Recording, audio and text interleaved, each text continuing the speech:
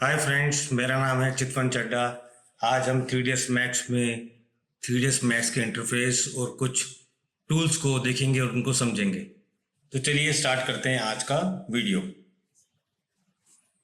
जो मेरे भाई लोग और जो कुछ नए बच्चे अभी मैक्स सीख रहे हैं, तो जब भी आप मैक्स को ओपन करते हैं तो मैक्स की ये विंडो हमें नज़र आती है।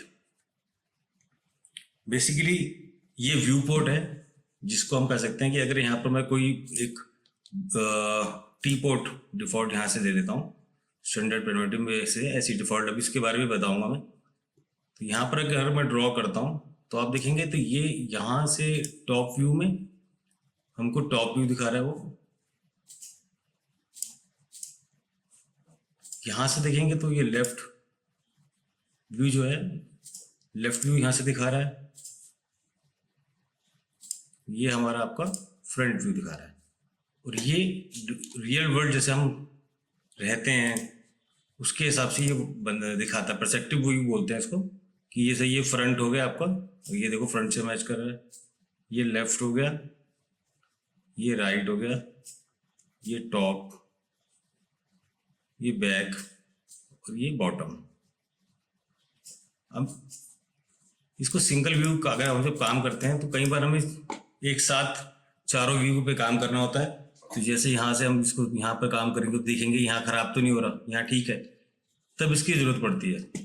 नहीं तो वैसे तो अगर आप सिंगल व्यू में किसी को व्यू को सिलेक्ट कर सकते हैं और यहाँ से व्यू सिलेक्शन में जाके परस्पेक्टिव व्यू या कैमरा, अगर आपने कैमरा लगा रखा है उसको चूज कर सकते हैं, किसी लाइट को भी कर सकते हैं। Perspective view default 3D view आता है, जिसको आप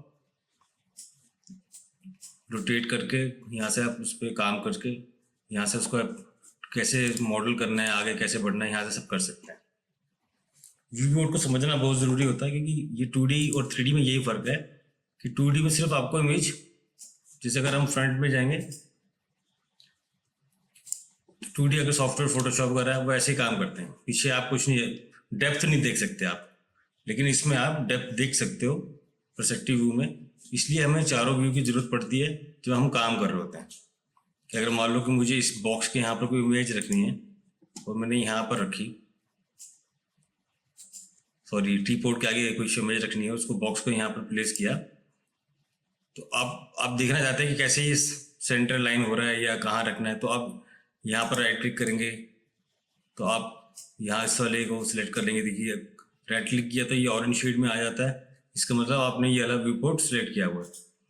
अगर आप इसमें आएंगे तो आप इसको क्लिक करेंगे, यहाँ से बॉक्स को क्लिक करके आप देख सकते हैं कि आपको कहाँ पर प्लेस करना है।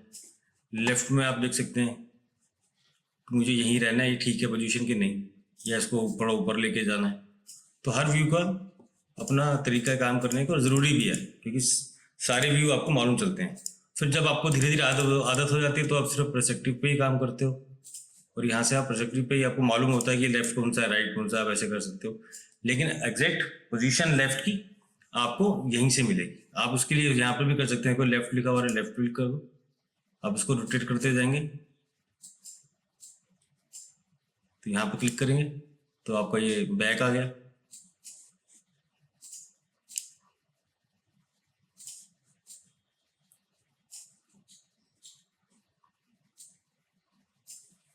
और व्यू पोर्ट आप यहाँ से भी सिलेक्ट कर सकते हो, और अगर आप अपने कीबोर्ड से वी को प्रेस करेंगे तो उसमें सारे ऑप्शन आ जाएंगे, front, back, top, bottom, left, right.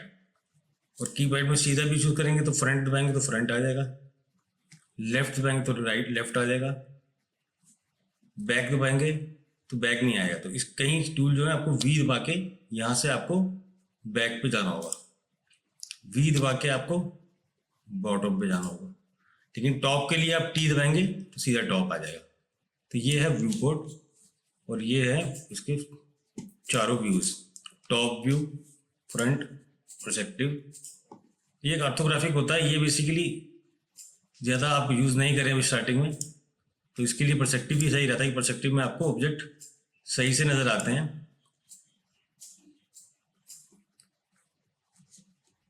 तो मेरे ख्याल से व्यू पोर्ट के बारे में काफ़ी कुछ क्लियर हो गया होगा। तो अभी हम चलते हैं और कुछ फाइल्स बेसिक को समझते हैं। अब जब मैक्स में कोई फाइल आप ओपन करते हैं, सेव करते हैं, तो यहाँ से होता है, यहाँ से न्यू पे नहीं जाते हैं फाइल्स, यहाँ से न्यू ऑल नहीं होगा। आपको न्यू करने के लिए आपको पहले यहाँ रीसेट करना पड़ेगा। तो आपको ऑप्शन पूछेगा कि आप इसे सेव करना चाहते हैं या नहीं करना चाहते हैं। जैसे मैंने अभी मेरे को सेव करने की कोई ज़रूरत नहीं है, तो मैं इसको कर दूंगा don't save. You really want to reset? Yes, कि मैं पूरा रीसेट करना चाहता हूँ। अभी पूरा रीसेट हो गया। तो रीसेट के लिए तो यही था। और अगर आपको सेव करना है तो ये सेव के ऑप्शन सेव है, सेव एस। अगर आपको कोई नाम बदलना है उसका, आर्काइव, जैसे कई बार तो ये सेव कर रहे हो आप प्रोजेक्ट जहाँ पर आप काम कर रहे हो, लेकिन कई बार क्या होता है कि आपको अपनी फाइल किसी दूसरे को भेजनी होती है कि आगे का काम वो उस प्रोजेक्ट पे वो ही करेगा। तो उस ऑप्शन में हम आर्काइव लेते हैं, क्योंकि आर्काइव लेने से ये फायदा होता है कि जितने भी आपके मटेरियल और टेक्सचर जो है, बेसिकली टेक्सचर जो होते हैं, वो सब एक प्रोजेक्ट, एक फोल्डर में कंपैक्ट होकर आर्काइव बन जाता है कि जब कोई दूसरा खोलता है तो उसको दोबारा से वो टेक्सचर्स को कॉल नहीं कराना पड़ता। उन्हीं के अंदर उसी फाइल से उनका सारा काम हो जाता है। अब इंपोर्ट में देखते हैं, इसमें 2-3 ऑप्शन आती हैं इंपोर्ट। एक तो इंपोर्ट होता है कि आप कोई चीज़ इंपोर्ट करते हैं जो मैक्स में नहीं बनी, मतलब मैक्स के प्रॉपर डॉट मैक्स में नहीं सेव, तो उसको आप इंपोर्ट नहीं करेंगे, नहीं करेगा वो। ये इंपोर्ट बनता है जैसे आपने कोई ऑब्जेक्ट बाहर से लिया है, FBX फाइल वो लिया, वो आपके इंपोर्ट में आएगी। और मर्ज में क्या होता है, मर्ज में आपने ऐसे कोई प्रोजेक्ट बनाया, पहले कप बनाया या प्लेट बनाया, जैसे मैंने लास्ट वीडियो में बनाया था, आप वहां से अपने इस प्रोजेक्ट में उनको उन्हीं ऑब्जेक्ट्स को वापस यहाँ लेके आना चाहते हैं, तो आप मर्ज कराएंगे और उसको सिलेक्शन में जाके, जैसे मेरे को मालूम मैंने मर्ज किया,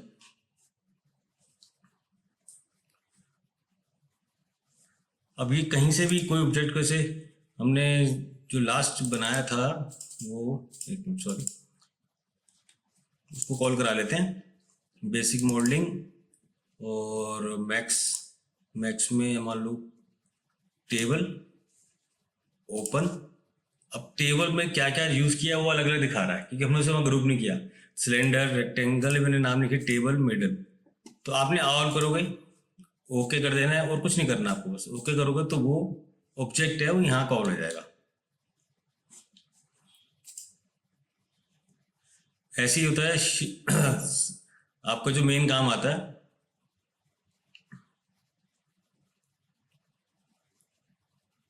एक्सपोर्ट। अब एक्सपोर्ट, एक एक्सपोर्ट है, एक एक्सपोर्ट सिलेक्टेड है। एक एक्सपोर्ट में क्या होगा, जैसे आपकी बहुत और भी एलिमेंट है यहाँ पर, आप सिर्फ एक्सपोर्ट करेंगे तो जितने भी सीन में ऑब्जेक्ट्स हैं वो सारे एक्सपोर्ट होंगे।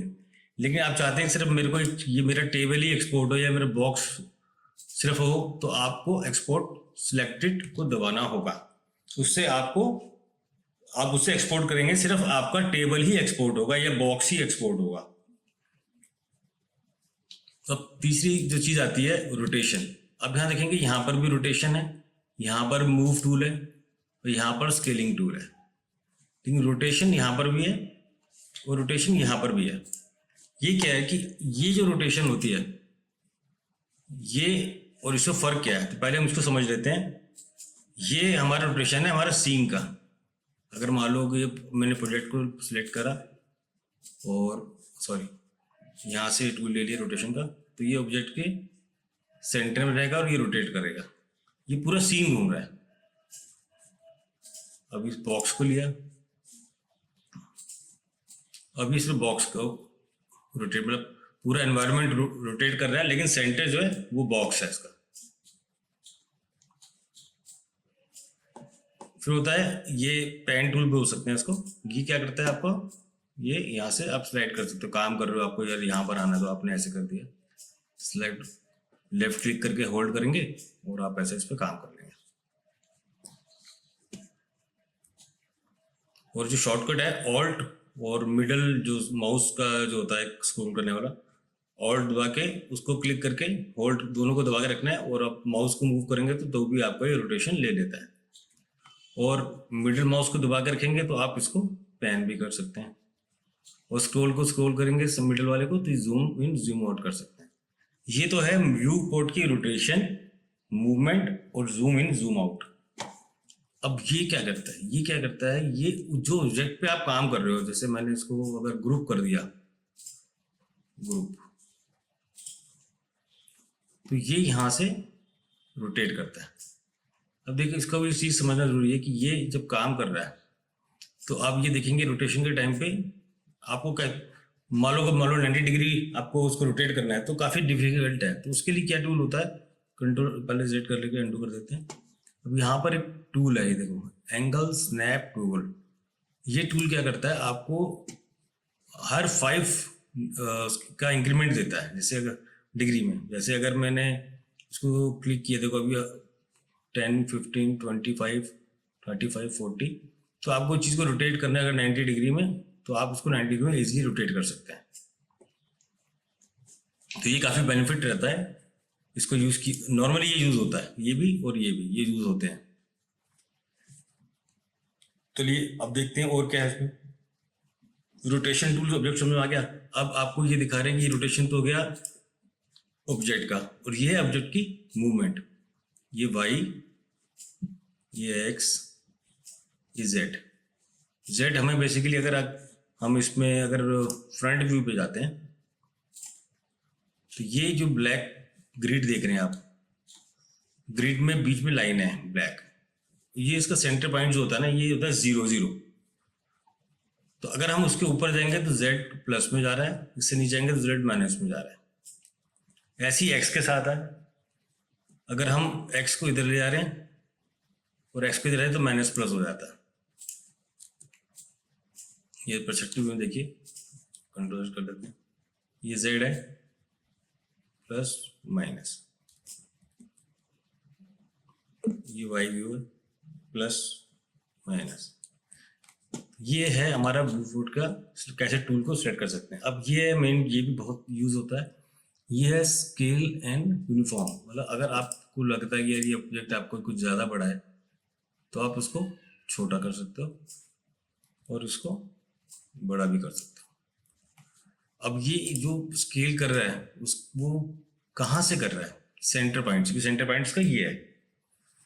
लेकिन अगर आप चाहते हैं कि अगर स्केल आपका टेबल बेस से तो रहे और स्केल आपका ग्राउंड लेवल के अंदर ना जाए, तो आप फ्रंट व्यू पे आए और यहाँ पर आप जो है हायरार्की की देखेंगे, इसे क्लिक करेंगे तो इफेक्ट पिवट ओनली, मतलब कह रहा है कि ये जो मूवमेंट करोगे वो सिर्फ इस पे होगी, ऑब्जेक्ट पे नहीं होगी।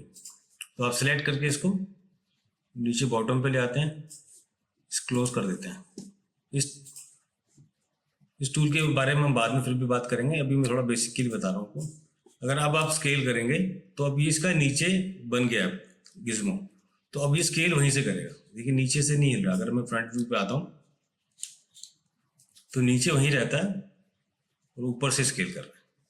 तो ये हो गया हमारा स्केलिंग टूल। अगर किसी मेरे भाई को कुछ प्रॉब्लम आ रही है समझने में तो मुझे मैसेज भी कर सकता है, और प्लीज़ सब्सक्राइब जरूर करते रहें, और जिससे अगर जब भी नेक्स्ट वीडियो आएगा तो आपको वो नोटिफिकेशन मिल जाएगा। तो चलिए अब चलते हैं, नेक्स्ट हमारा जो टॉपिक रहेगा वो रहेगा स्नैपिंग टूल। अब स्नैपिंग टूल क्या होता है, तो हम इसको पहले रीसेट कर देते हैं। Don't save, do you really want to reset, yes कर देते हैं इसको। अब इससे हमने स्नैपिंग टूल कहाँ बेनिफिट रहता है ये आपको दिखाता हूँ। जैसे ये बॉक्स बनाया हमने, स्टैंडर्ड प्रिमिटिव जाएंगे तो यहाँ से बॉक्स को क्लिक कर लेंगे, यहाँ से एक बॉक्स को और बना देते हैं। अब मैं चाहता हूँ कि ये जो बॉक्स का ये जो एज है, ये एज यहाँ आ जाए इस एज पे। तो मैनुअली करेंगे तो बहुत डिफिकल्ट आता है, बिल्कुल एग्जैक्ट बैठता भी नहीं है। तो अगर मान लो इसको आप क्लिक करोगे, राइट क्लिक करोगे, तो अब इसमें वर्टेक्स वाले मोड को ऑन कर देते हैं। वो ये मिड पॉइंट वाले को, बेसिक इसका काम किया है, जैसे ग्रिड पॉइंट लिखा है तो ग्रिड्स की जो पॉइंट है इसको सिलेक्ट करेगा, पिवट लिखा है तो पिवट को सिलेक्ट करेगा, वर्टेक्स लिखा है तो एज को, वर्टेक्स लिखा है तो वर्टेक्स को करेगा, फेस को करेगा। तो ये ऑप्शन है जो आप सिलेक्ट कर सकते हो। तो मेरे को फिलहाल वर्टेक्स, क्योंकि जो इस पॉइंट पे जाना है सिर्फ इसी पे, यहाँ देखिए, अब देखो हल्का सा येलो बॉक्स क्रॉस बना हुआ आ रहा है, तो इस वजह से इसको पॉइंट को इसे पकड़ लिया। अगर मैं इसको ग्रिड पॉइंट भी ऑन कर देता हूँ तो ये ग्रिड पॉइंट्स को भी दिखाएगा। अगर मैं इसको फेस ऑन कर देता हूँ तो ये पोली के फेस होते हैं, ये देखो फेस को कर लिया सिलेक्ट, ये फेस को सेलेक्ट कर लिया। फिलहाल मुझे चाहिए सिर्फ अभी वर्टेक्स मोड, तो मैंने इसको वर्टेक्स मोड को ऑन कर लिया। अगर अब मैं यहाँ पर आता हूँ और उस पॉइंट को पकड़ता हूँ, ये देखिए ये आ जाता है कैप्चर, और मैं इसको यहाँ लाता हूँ, ये ठीक है स्नैप हो गया। तो ये बहुत अच्छा टूल है और कहीं जगह उसकी बहुत ज़रूरत होती है। अगर मान लो मैं इसको पकड़ के लाता हूँ,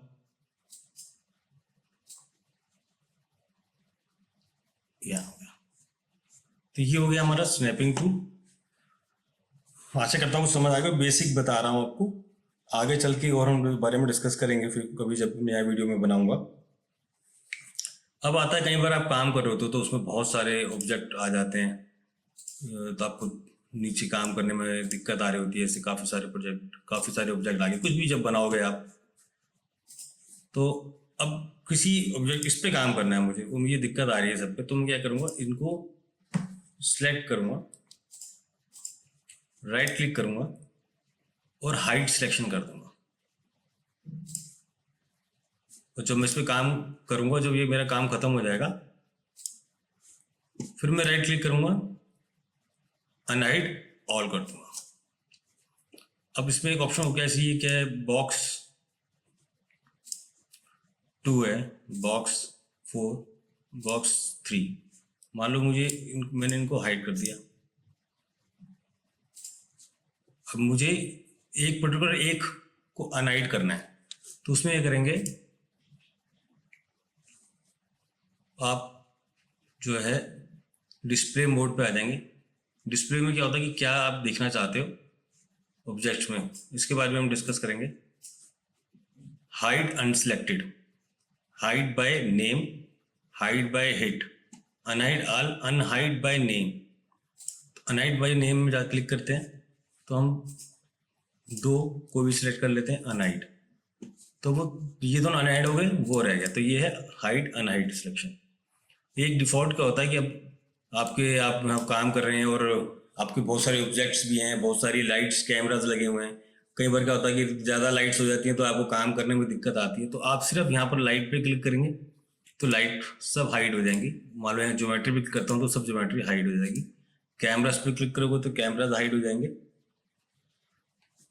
तो कई बार कोई ऑब्जेक्ट आपको मिल नहीं रहा तो यहाँ पर आए इसी सिलेक्शन पे और जो है अनहाइड ऑल कर दें, या राइट क्लिक करें अनहाइड ऑल कर दें, तो वो ऑब्जेक्ट वापस अपनी जगह पे आ जाएगा, आपको दिख जाएगा। अब ये तो हो गया हमारा क्लियर। अब ऑब्जेक्ट्स, बेसिक ऑब्जेक्ट क्या होते हैं इसके अंदर वो देखते हैं। इसको फिर से रीसेट कर देते हैं। अब देखो ये जो मेन काफ़ी इंपॉर्टेंट टूल बार है, इसमें क्या है बताया हुआ है, स्टैंडर्ड पैरामीटर्स। ये क्या है, लाइन्स, शेप्स, ये है लाइट्स, ये है कैमरास, ये एडिशनल होते हैं हेल्पर्स आपको जहाँ सपोर्ट करते हैं, इनके बारे में बताऊंगा मैं नेक्स्ट वीडियो जो बनाएंगे। ये आपके स्पेस बार्स होते हैं, फोर्सेज होती हैं, डिफ्लेक्टर होते हैं, जैसे फोर्सेज हैं, deflector, modifier based particle and एनवी भी हाई एंड पे यूज होते हैं। और ये आपका है सिस्टम, जिसमें बोन्स आपको आ जाती हैं, day light system, sunlight, beep. Beep क्या होता है, आपका जो स्ट्रक्चर होता है एक करेक्टर का, जिसको आप एनिमेट भी कर सकते हैं। फिलहाल ये अभी बिगिनर्स के लिए ठीक नहीं है, बाद में हम इसको देखेंगे कैसे करते हैं, इसको डील कर देते हैं। पहले स्टैंडर्ड पे आ जाते हैं। स्टैंडर्ड पे हमारा क्या है, स्टैंडर्ड डेरिवेटिव्स में बहुत सारे extended derivatives, compound object, particle system. तो अभी हम इन सब 2 पे काम करते हैं। स्टैंडर्ड में क्या होता है, बॉक्स, अगर आप सिंगल व्यू पे आ जाते हैं परस्पेक्टिव पे, अब यहाँ से भी आ सकते हैं परस्पेक्टिव पे, तो आपने बॉक्स लिया, बॉक्स को यहाँ बना सकते हैं। यहाँ पर आप चाहे यहाँ पर m लिखा है, मतलब मीटर, लेकिन अगर आपको फुट में भी करना है तो आपसे एक और फुट का से आप फुट टाइप भी करेंगे, मतलब फुट और फुट में एक कोमा लगा देंगे ऊपर, क्या बोलते हैं उसको, चलिए जो भी है। तो ये 1 फुट ही लेगा। अब इसी को कॉपी करके कंट्रोल वी कर देते हैं, कंट्रोल वी कर देते हैं, तो ये 1 feet by 1 feet by 1 feet का बॉक्स हो गया। अब बॉक्स में अब देख रहे हो कि यहाँ पे आपको ये एजेस नज़र आ रहे होंगे, नहीं आए तो यहाँ से आप जाके एज फेस ऑन करेंगे तो आपको ये एज नज़र आएंगे। एज मतलब पॉलीगॉन, ये एक फेस हो गया, एक पॉली। ये पॉलीगॉन क्या होता है, जो 4 वर्टेक्स से बनता है, 1 2 3 4 मिला के ये हो गए। जैसे अगर मैं इसको एडिटेबल पॉली करता हूँ, एडिट पॉली का मतलब होता है कि आप इस पर एडिट कर सकते हैं। इसकी अब इसकी अपनी लेंथ खत्म हो गई, साइज देखोगे आपको कोई साइज नहीं आ रहा, अभी पॉली हो चुका है, एडिट पॉलीगॉन है। तो अगर आप वर्टेक्स बनाएंगे तो आपको ये पॉइंट नजर आ रहे हैं, ये देखिए ये इसके पॉली। इन 4 को मिला के जो बनता है वो होता है पॉलीगॉन। ये होता है एज। जो अगर आपको वर्टेक्स पढ़ना है तो वर्टेक्स को क्लिक करना पड़ेगा, तभी आप वर्टेक्स को क्लिक कर पाएंगे। एज को पकड़ना है तो एज को क्लिक कर पाएंगे।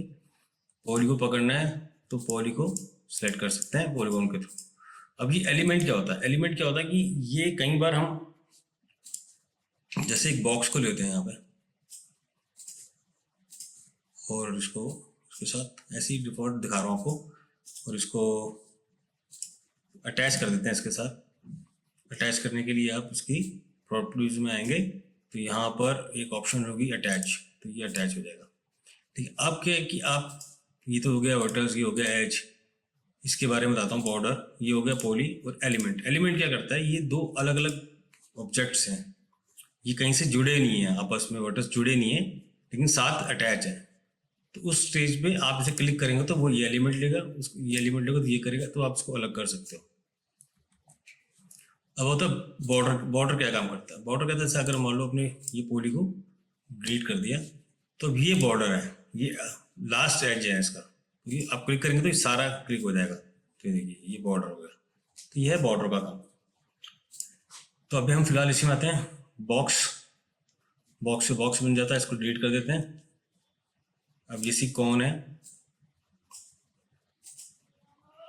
यहाँ से भी आप उसकी सेटिंग देख सकते हैं, रेडियस 1 रेडियस 2, और रेडियस 1 नीचे वाला है, रेडियस 2 ऊपर वाला है। आप इसे 0 करेंगे तो ये 0 हो जाएगा। ऐसी ये हाइट सीगमेंट, आप इसकी सीगमेंट्स को कम कर सकते हो, ये देख सीगमेंट कम हो रही है तो सीगमेंट्स को बढ़ा सकते हो, जैसे आपकी ज़रूरत होगी फ्यूचर में। ये हाइट बढ़ा सकते हो, ये हाइट को कम कर सकते हो। साइड्स, अगर आप टॉप व्यू पे आएंगे तो आपको देखिए, अगर इसकी जो सीगमेंट साइड से क्या होता है, अगर मैं इसको कम करता चला जाऊंगा तो ये देखो 3, तो 1 2 3 इसके कॉर्नर्स बन गए, लेकिन जैसे जैसे इसको मैं बढ़ाता जाऊंगा ये बढ़ते जाएंगे, राउंड शेप में आता जाएगा। तो आइडियल जो होता है वो 32 साइड से आपको राउंड शेप नजर आ जाती है। तो यहाँ 32 कर दिए तो 32 यहाँ पर राउंड शेप बन गया।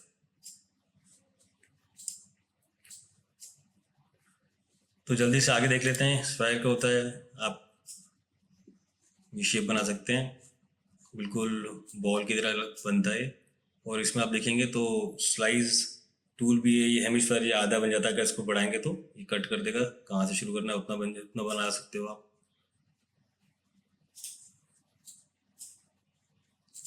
अब ये स्लाइड जो देखोगे तो आप इसमें ट्रेंगल्स, जो ट्रेंगल्स कर रहा हूँ, जो क्वाड्स हैं, क्वाड की शेप में, और अगर आप यूज बार लोगे तो इसकी जो क्वाड्स हैं देखो ये ट्रेंगल शेप में।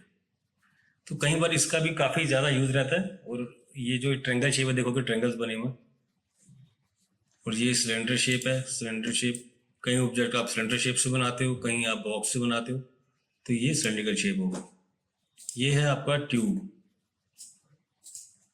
अब ये ट्यूब से बना सकते हो, उसकी सेटिंग्स है radius 1 radius 2, height, segments, cap segment होते हैं जो ये सिगमेंट यहाँ पर आएंगे कैप पे। अब मैं क्लिक करूँगा तो ये कैप पे सिगमेंट आ गया। उसके साथ टोरस, अगर मैं नेक्स्ट वीडियो में डोनट बनाने वाला हूँ तो वो इसी से बनेगा, क्योंकि उसी की शेप का होता है। और ये पिरामिड, जैसे पिरामिड दिखते हैं वैसे ही होता है। ये टी पोट एक डिफ़ॉल्ट होता है, जैसे मैक्स का टी पोट है, ब्लेंडर का जो है मॉन्की है, ऐसे सबका अलग अलग एक बना होता है। अपने लोग बनाते हैं, मुझे पता नहीं इसका क्या यूज़ होता है, सिर्फ देख या रेंडर चेक करने के लिए होता है, या कोई ऑब्जेक्ट का कुछ मटेरियल वगैरह।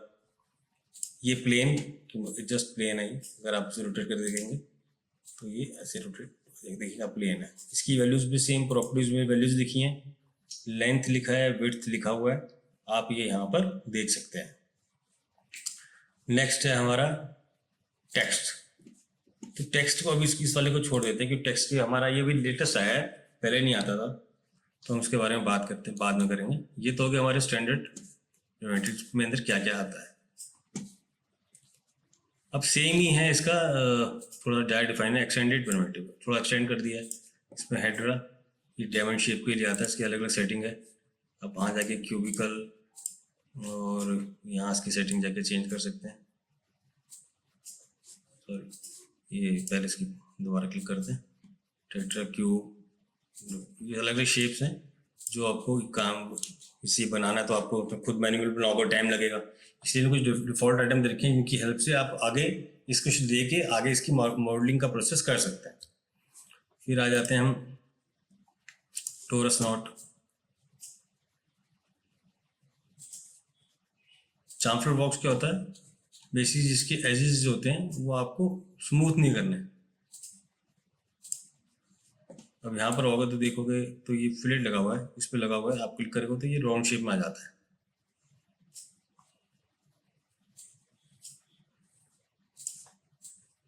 ये सिलेंडर भी ऐसी है, अगर आप देखोगे तो, सॉरी, ये देखिए,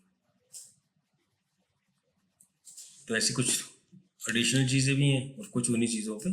अब ये टैंक शेप आपको बनानी है, वो है। तो ये सब बेसिक आपकी मॉडलिंग में हेल्प करने के लिए होते हैं। और मैसी मैक्स बहुत ही अच्छा ज़बरदस्त टूल है, आप इसमें जितना टाइम बिताएंगे आपको मज़ा भी आएगा। तो इनको डिलीट कर देते हैं। अब देखते हैं लाइन टूल। अब ये लाइन टूल, एक तो ये लाइन बनाने के लिए देखिए, और ये क्या है, रेक्टेंगल,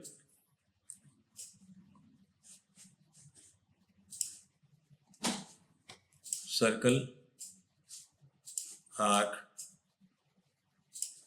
यहाँ क्लिक करेंगे, इसको होल्ड करके रखेंगे, नेक्स्ट पॉइंट पे को ड्रॉप ड्रैग छोड़ देंगे वहाँ पर, और यहाँ से आप आर्क को बना सकते हैं।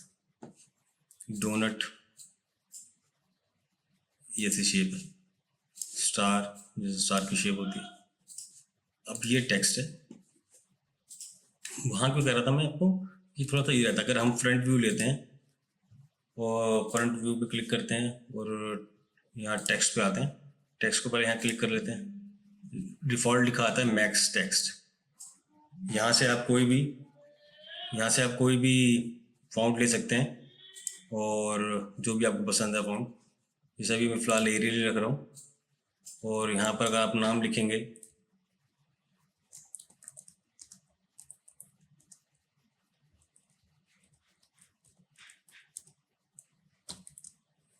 तो ये आपको, तो यहाँ पर पर्सपेक्टिव में जाएंगे तो आपको ये दिखाएगा टेक्स्ट लिखा हुआ।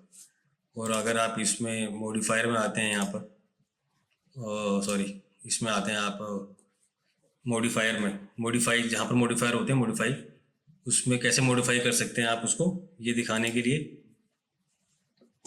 आप जो है एक्सट्रूड लगाएं इस पर अगर, और उसको बढ़ा देंगे तो ये 3D में टेक्स्ट हमारा बन जाएगा। बहुत इजीली है, बहुत आराम से बन गया। इसमें अगर हम बैंड लगाएंगे तो ये बैंड यहाँ पर आप लगाओगे, और इसकी डायरेक्शन एक्स वाई या एक्स में देखते हैं, एक्स में देखो ये पूरा रोटेट हो गया।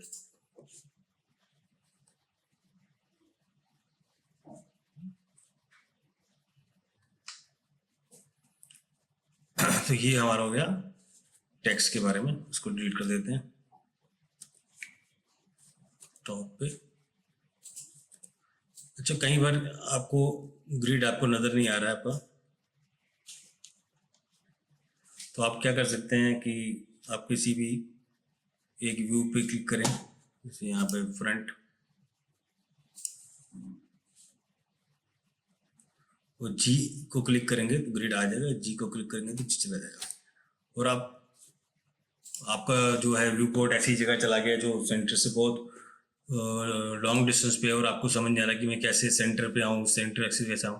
तो एक कई बार पता नहीं, मुझे और भी तरीके होंगे, लेकिन मैंने देखा ये अच्छा तरीका है और इजी रहता है। आप एक बॉक्स को कहीं भी ड्रॉ कर लें और मूव टूल पे राइट क्लिक करेंगे और इसको सब में एब्सोल्यूट वर्ल्ड पे 0 0 0 कर देंगे।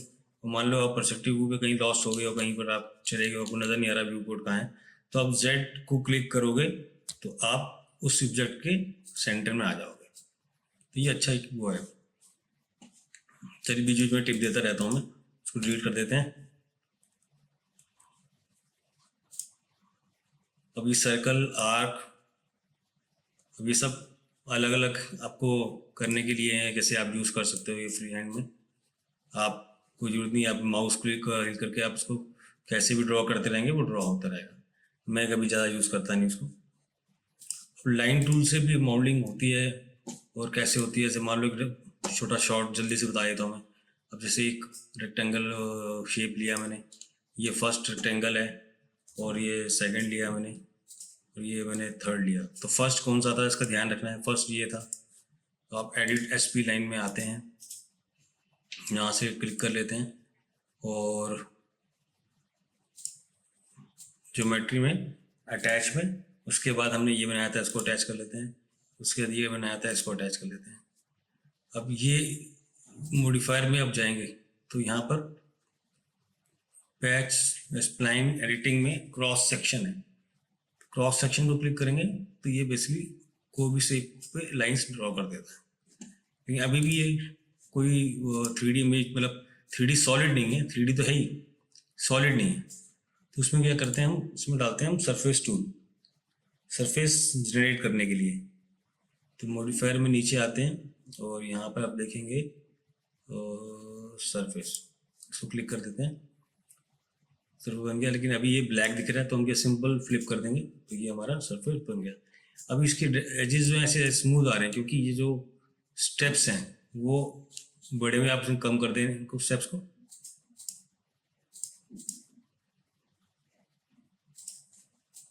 ये पूरा बॉक्स शेप में आ जाएगा।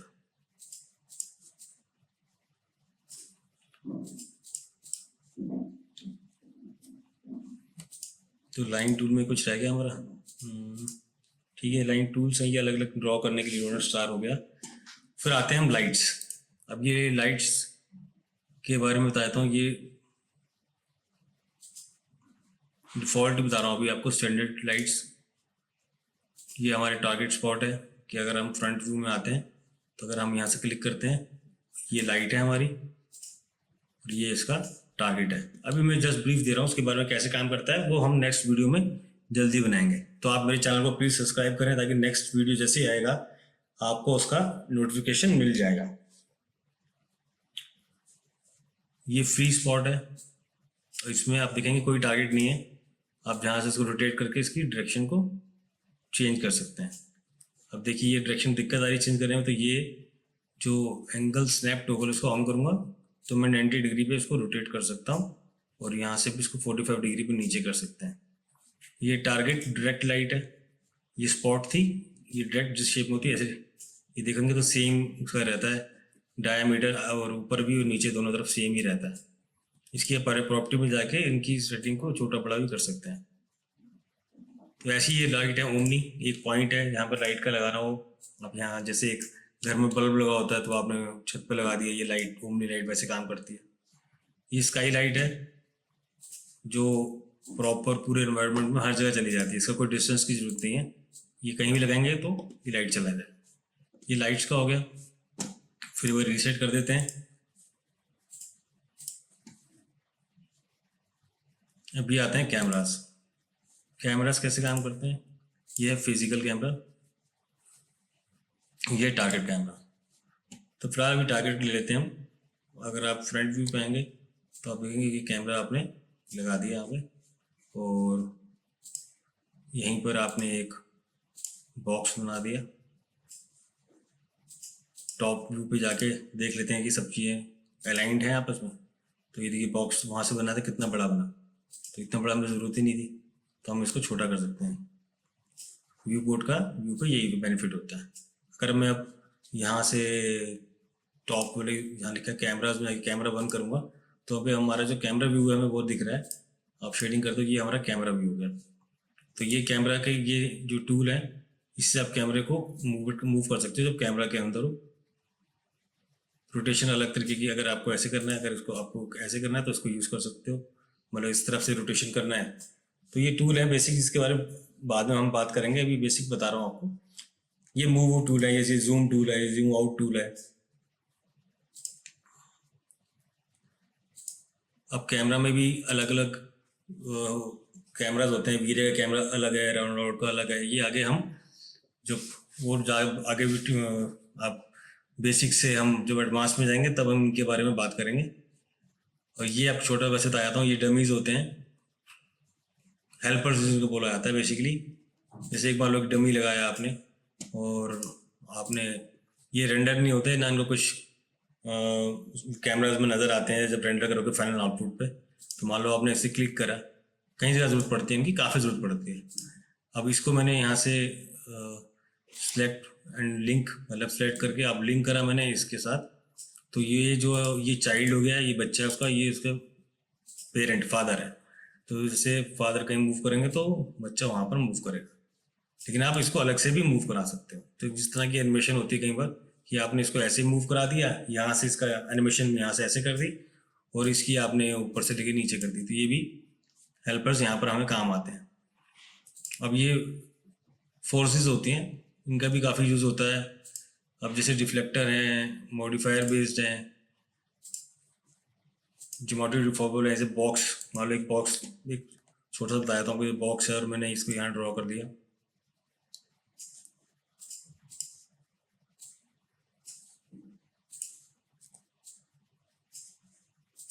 टॉप पे आ जाता है।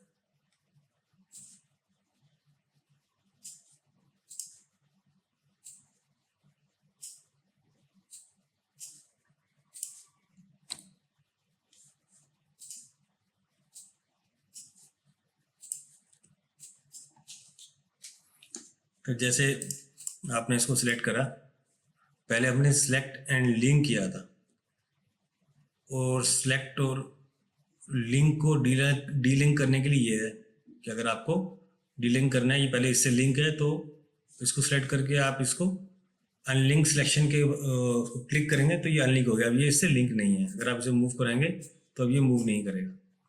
लेकिन एक तीसरा भी यहाँ पर साथ बना हुआ है, बाइंड टू स्पेस बार। अब ये बाइंड क्या होता है कि ये इसके साथ बाइंड कर देगा, जैसे ये पॉलीगॉन्स इसके ये पॉइंट से मूव करेंगे वैसे ही ये कर देगा।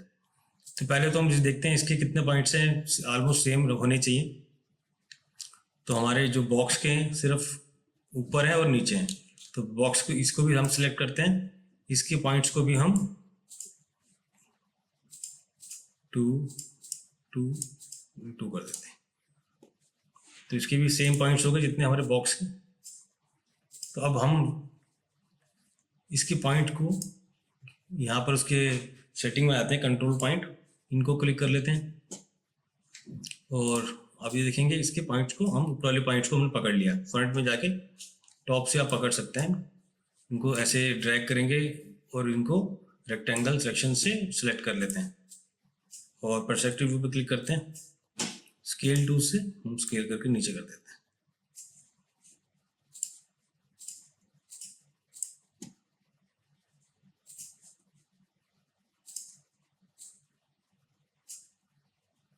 अब बाइंड किया, देखेंगे आप उसकी शेप भी वैसी होगी। लेकिन आप इसको मूव कर सकते हो, जैसे आप इसमें नीचे किया, अगर देखो फ्रंट पे आओगे तो ये बॉक्स की शेप एकदम बाहर आ जाओगे तो एकदम स्ट्रेट हो जाएगी। इसका भी कहीं बहुत जगह यूज़ होता है। और अगर आप ऊपर आते जाओगे तो देखो ये स्क्वीज होता जा रहा है और ये फिर नीचे बाहर आ गया।